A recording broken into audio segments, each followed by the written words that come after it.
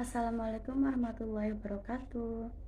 Hai, perkenalkan nama saya Dini Indriani, NIM 1902210668, Fakultas Ilmu Sosial dan Ilmu Politik, Prodi Ilmu Pemerintahan, kelas reguler, koordinator Zidan. Di sini saya akan membahas bab 14 tentang studi kelayakan usaha. Langsung saja, hakikat studi kelayakan usaha.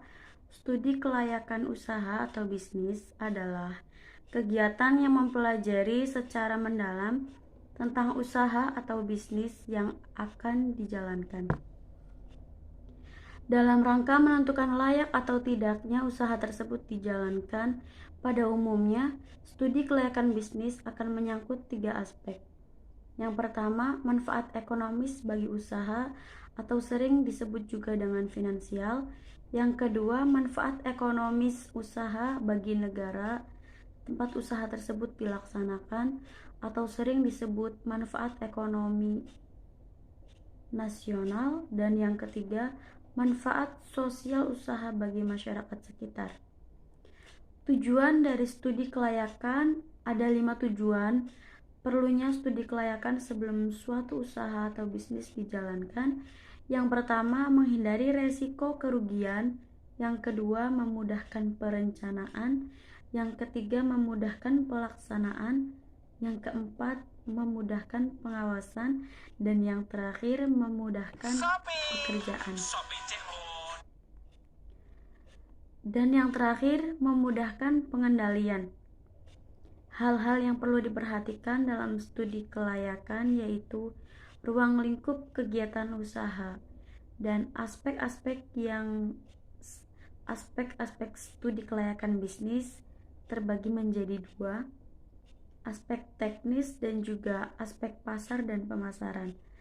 Aspek teknis mempelajari kebutuhan teknis proyek seperti penentuan kapasitas produksi, jenis teknologi yang digunakan, penggunaan peralatan dan mesin, serta lokasi usaha yang paling menguntungkan.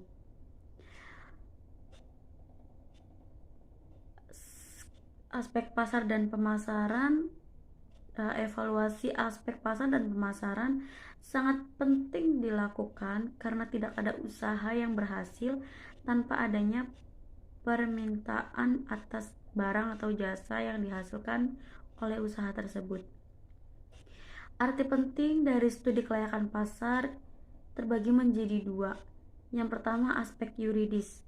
Bagi pemilik usaha, evaluasi ini berguna antara lain untuk kelangsungan usaha serta dalam rangka meyakinkan para kreditur dan investor bahwa usaha yang akan dilakukan tidak menyimpang dari aturan yang berlaku.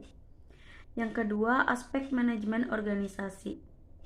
Fungsi dari manajemen terdiri atas planning, perencanaan, organizing atau perorganisasian, actuating atau pergerakan, dan controlling atau pengawasan.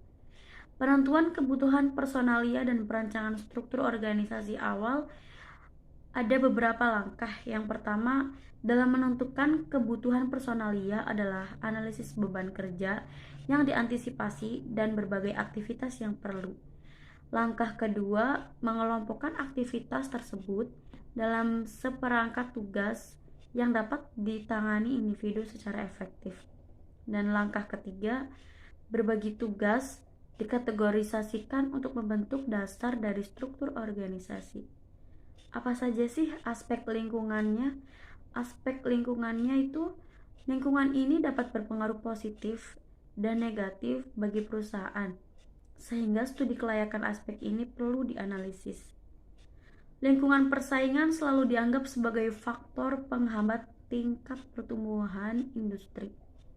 Kondisi lingkungan eksternal diketahui memiliki peranan yang besar dalam memengaruhi pengambilan keputusan yang manajerial, proses, dan struktur organisasi, sehingga pemantauan terhadap lingkungan eksternal sangat diperlukan.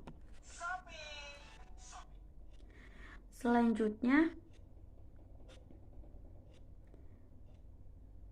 perencanaan yang sangat berharga bagi keberhasilan, yang pertama itu bulatkan tekad. Yang kedua, buatlah perencanaan untuk mencapai target dan tentukan batas waktu untuk mencapainya. Yang ketiga, jujurlah pada hal-hal yang diinginkan dalam kehidupan. Yang keempat, tingkatkan keyakinan dan kemampuan yang ada pada diri sendiri.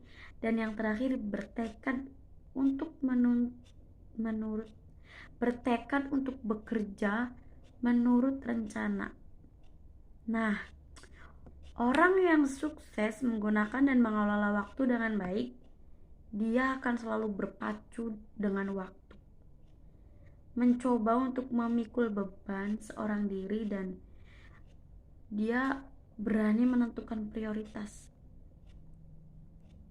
Sekian ulasan materi dari saya.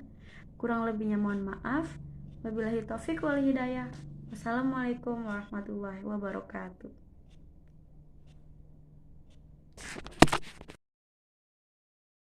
Keep fit day one.